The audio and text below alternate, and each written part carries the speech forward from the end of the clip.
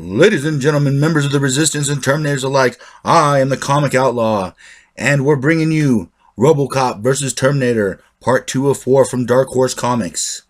Yes, and there's a lot of time back and forth on this, a lot of time shenanigans, so go back to my previous video if you're confused on anything that's going on. Just so you know, a lot of timey-wimey stuff. Warning you up ahead. And yes, we're picking up right where we left off with our fallen soldier from the Resistance. Lost in time and a bedridden, but now we start off in the future. In the distant future. Where one boy stands left. He picks up a weapon, hoping, trying desperately to defend himself, but to no avail. And you hear the clank, clank. The moving of metal, stomping, marching, unmerciful. These Terminators. And as the boy gets blasted back and forth, he climbs up the stairs, and his fate awaits him. As the gun blast gets ready to fire, as it warms up, and boom! The last boy is dead. The last human has been destroyed.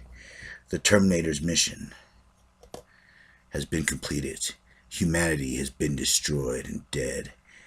And on this spot they shall build their kingdom. But now, in the past, we start in Detroit with Ed 209 being Ed 209 and just doing what Ed 209 does. A bunch of stupid stuff for a large robot with a lot of firepower.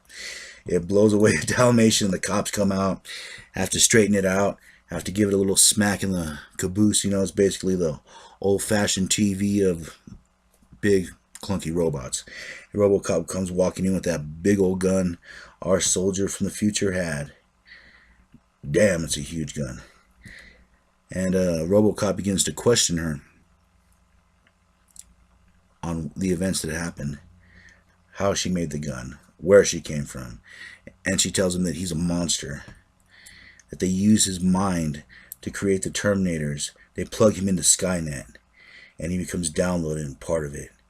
And as he sits there and ponders this, wondering if it could be true, he decides to connect in. He decides for the doctor to let him connect into the pathways, into another world where humans do not understand what he understands. He flies, like flying through a cosmos of a different universe, where all information is laid out before him, circuitry and all, and he can feel the presence. Yes. A darker presence, almost a sinister programming. Is it Skynet?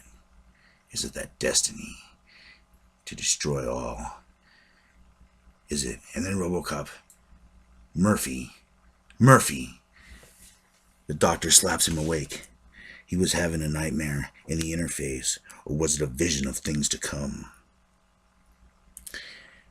And somewhere else, our three Terminators who teleported in our last comic decide that they need sunglasses for the other Terminator. In a very funny scene, he steals it from an old man.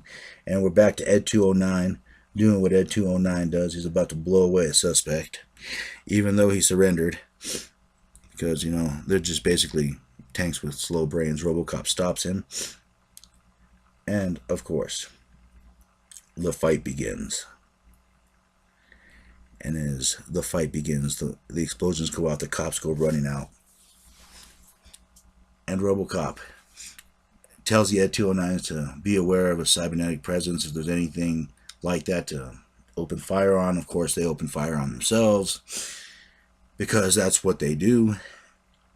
One Ed 209 is destroyed, the other one remains. And here comes the thing that made the explosion. Those Terminators with a bunch of ammunition, guns, and rockets. And Ed 209 and the RoboCop stop firing at them. Of course, with all that hardware in the car, the truck, it goes ba-boom! Yes, yes. And a fantastic explosion. But it doesn't finish these creatures off. And as RoboCop's doctor, and I love how our soldier here refers to him as RoboCop's woman. And she gives him all these parts to build one of those big hardware guns. And through the smoke, the heat, and the blaze, there's something running through it, coming towards them. beings, robots, Terminators. And as they come running, chasing, and they first look upon what they refer to as the Creator, Murphy, RoboCop. And they're surprised. They think this is madness. Why would their Creator, protect the flesh? For it is his destiny to give birth to Skynet, for they become one. But they don't have to take him in one piece. They just have to remove him from his body and plug him in. And as the fight begins, the Terminator and RoboCop go at it. Smash, clunk, crash. As the other Terminators try taking care of the cops in the Ed 209. I love this one scene where the Terminator's fighting the Ed 209 and it's kind of moving around, trying to get a blast in. And as it kind of maneuvers itself, it destroys the Terminator and itself at the same time, creating another spectacular boom explosion. And both that Terminator and the Ed 209 are lost. So that leaves RoboCop clashing with this other Terminator, back and forth, clash, clunk, clunk, crash, as they go from place to place, crashing in and out of the building, landing on a vehicle, going back and forth, going at each other. And as a big ball of steel rolls out into the street, RoboCop and Terminator are still going at it. Both the Creator and the created, cyborg and machine. As you hear clang, clang, clang, bang, pieces of both machines are flying off. This is a no-holds-barred grudge match, with only one of them can walk away. And as the Terminator makes its move, our soldier's waiting, and zap, blows him away to pieces. Beautiful gun, I might add. And as her and the doctor run to the location where the Terminator, the RoboCop are fighting, they hear clang, clang, clang. Who is it? Who stands victorious in this fight? It is RoboCop, Murphy, holding the piece, the head of the Terminator. But is there victory? For he now knows that the curse is real. The destruction is real. But let's see what happens next time. Catch you on the flip side. Yeah.